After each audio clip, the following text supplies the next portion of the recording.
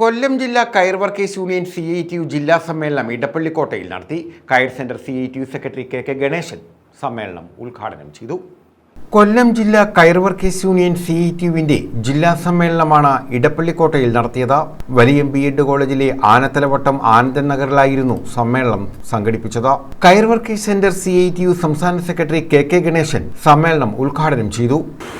ഓരോ സംഘത്തിന്റെയും പ്രവർത്തന കഴിവിനെ പഠിച്ചുകൊണ്ട് 1.5 ലക്ഷം മുതൽ ആദ്യകാലത്ത് 4 ലക്ഷം വരെ, പിന്നീട് അടുത്ത കാലത്ത് 2.5-3 ലക്ഷം വരെ, കഴിഞ്ഞ വർഷവും കൊടുത്തു, അതിന് മുമ്പത്തെ വർഷവും കൊടുത്തു പ്രവർത്തന മൂലധനം. ചിലപ്പോൾ നിങ്ങൾ ചോദിച്ച സമയത്ത് ഒരുപക്ഷെ ഇച്ചിരി താമസിച്ചായിരിക്കാം കൊടുത്തിട്ടുള്ളത്, എങ്കിലും കയർ വ്യവസായം ഈ കഴിഞ്ഞ വർഷം വരെയുള്ള നമ്മുടെ പ്രൊഡക്ഷൻ മാർക്കറ്റിംഗ് ഇൻസെന്റീവ് 10% കയർ സംഘങ്ങൾക്ക് വിൽക്കുന്ന കയറിന്റെ എത്ര രൂപയ്ക്ക് വിറ്റോ അതിന്റെ 10% സർക്കാർ ഇൻസെന്റീവ് സബ്സിഡി ഇപ്പൊ കൊടുക്കുന്നുണ്ട്. ചകിരി വാങ്ങിച്ച് നൽകുന്നതിന് ഓരോ കയർ സംഘങ്ങൾക്കും കയർ ഫെഡ് വഴി ഇപ്പൊ ചകിരിയുടെ വിലയെല്ലാം ഇപ്പൊ വർദ്ധിച്ചിരിക്കുകയാണ്. അതിന്റെ ഭാഗമായിട്ട് പല പ്രയാസങ്ങളുമുണ്ട്.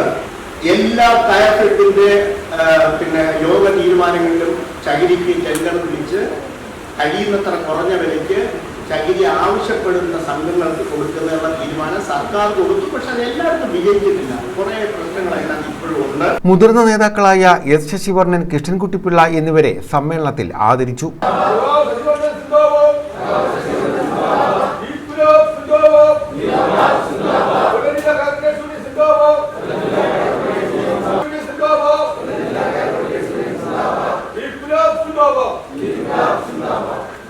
സമ്മേളനത്തിൽ ജില്ലാ പ്രസിഡന്റ് KP കുറുപ്പ് അധ്യക്ഷത വഹിച്ചു.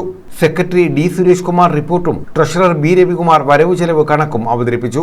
സ്വാഗത സംഘം ചെയർമാൻ R. രവീന്ദ്രൻ, CITU സംസ്ഥാന കമ്മിറ്റി അംഗം S. സുദേവൻ, CITU കൊല്ലം ജില്ലാ secretary S. Jayamohan, CITU Kollam ജില്ലാ president B. Thulaseedharakurup, Matsyafed chairman T. Manoharan, കയർ centre secretary advocate N. Saikumar, കയർ centre vice president SL Sajikumar, കയർ സെന്റർ ട്രഷറർ K. കരുണാകരൻ, സംഘാടക സമിതി കൺവീനർ KV. ദിലീപ് കുമാർ എന്നിവർ പങ്കെടുത്തു.